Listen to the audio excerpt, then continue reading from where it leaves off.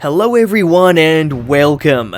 I'm Kev, your favorite degenerate, and today I want to talk about the idea of us getting DLC vehicles, because this is something that we are definitely going to see over the course of Halo Infinite's lifetime in some degree, because we have got obviously a live service model with the game, and also earlier in the game's development we saw a sandbox update. I think it was early 2021, but even back then they hinted at the potential for a new vehicle that we hadn't seen before, and they were trying to give us some suggestions on what it could be.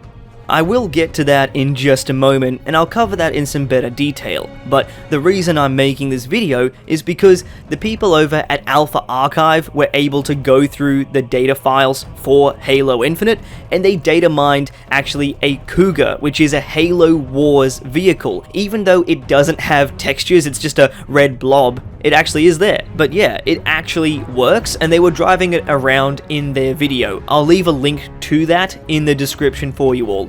There's a few different seats on the back that you can jump onto and kind of be transported around.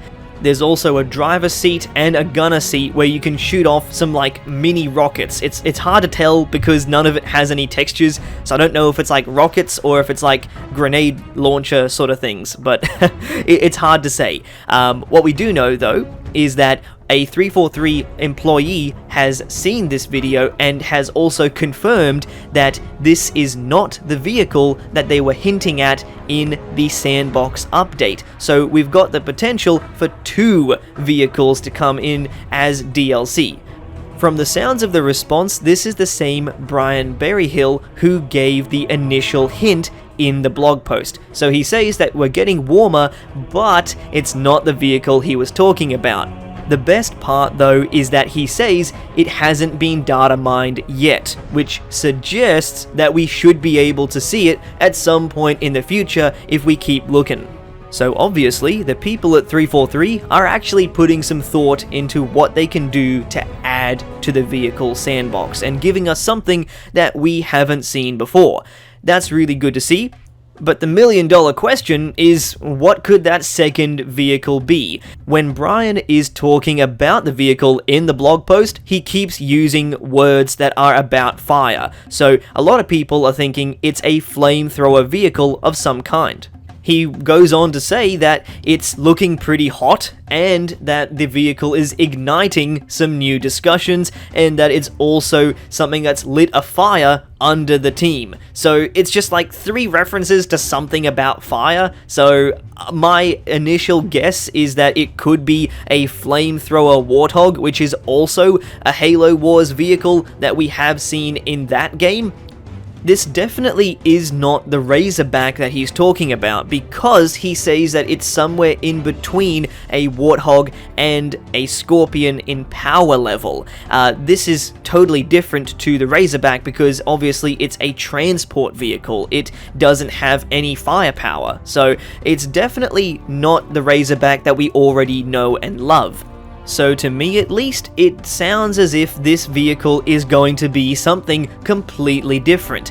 There is a potential that the Flame Warthog could come in and be a really powerful vehicle, but also be really fragile because of all the flame and the canisters for it. If you shoot those areas, then it could destroy the vehicle really easily. So it could be a high risk, high reward sort of vehicle. I think that is a possibility because I can't really see them balancing it any other way. When you've got something as powerful as a flamethrower, unless you have the right weapon for the job, you're gonna get absolutely massacred by something driving around that fast, dishing out that much damage.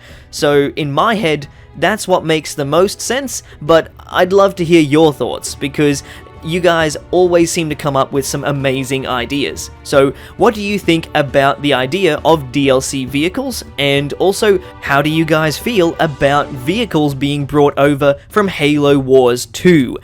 Personally, I am really keen for it. I think that it would be awesome to have vehicles that can fit a specific role in the sandbox, because that's something that 343 has said that they want to really make sure they do. They don't want to have something that is overpowered. It has to have some positives and some negatives. So that's where I'm at. But let me know what you guys think in the comment section down below. That's just about it for today, so I hope you all enjoyed the video, and if you haven't already, make sure you subscribe so we can hit 1K. It's all part of the great journey. So join me.